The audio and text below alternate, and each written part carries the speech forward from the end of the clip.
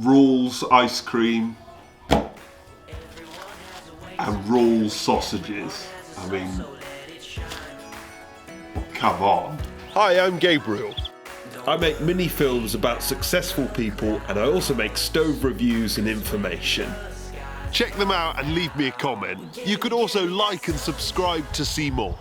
Thomas Wall II was a butcher's son and the grandson of a butcher as well. But there was nothing to suggest that he was going to be an extraordinary butcher. He came from a family of entrepreneurs, and he and his brother enjoyed great success and mass expansion. But it doesn't seem to have gathered his imagination much.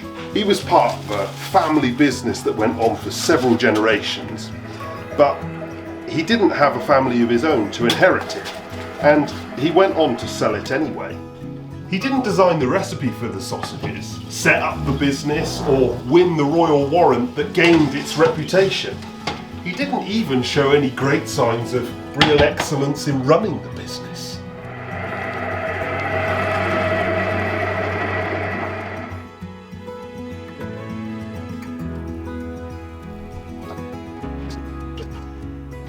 And the strict Sabbatarian who sent out his employees on the Sabbath to sell ice cream from tricycles could hardly be described as a man of unwavering principles.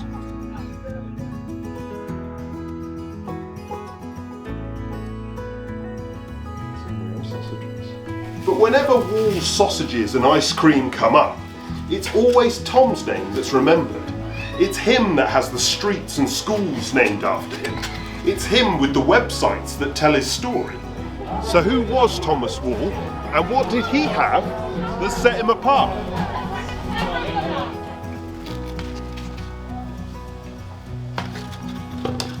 He was born in 1846, when the company he was to inherit had already been running and making sausages for 60 years. He started off in Piccadilly, London, and moved out to Sutton as a teenager, and there was to remain a base for the rest of his life. He is remembered as an enthusiastic man who liked to keep life simple and was easily pleased, and who simply cared about others. And it was these traits, perfectly blended together, that created his greatest idea.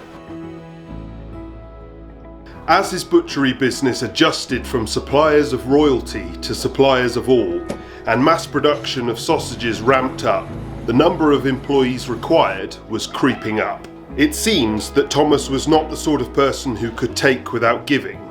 Employees were useful, and wages was a sort of gift. But he knew the people around him needed more than that. While his own spending was minimal, choosing a frugal single life, he chose to pour his money into charities that could benefit any ordinary people. Providing fun, sport, land for parks, education not just for children but especially for adults, even working women, nurseries, and even housing. But one thing that troubled him deeply was the seasonal nature of his business. Sausage sales boomed in the cold weather, but dropped away in the summer, and so each year staff would have to be laid off during the summer months, making their lives and the lives of their families so much harder. Wall's solution was typical of his enthusiastic, fun-loving, keep it simple attitude. Put them on a bicycle with ice cream on the back and a sign saying, "Stop me and buy one." The idea began with just 10 tricycles, but by 1939, 9 years after Thomas's death, Wall's had 8,500 of them across Britain, and Wall's ice cream remains a household name to this day.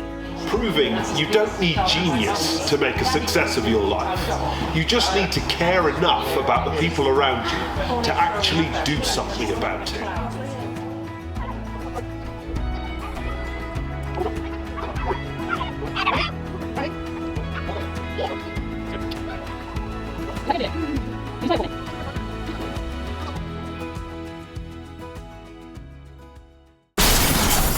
Rules sausages. I mean, They're definitely not Tesco, are they?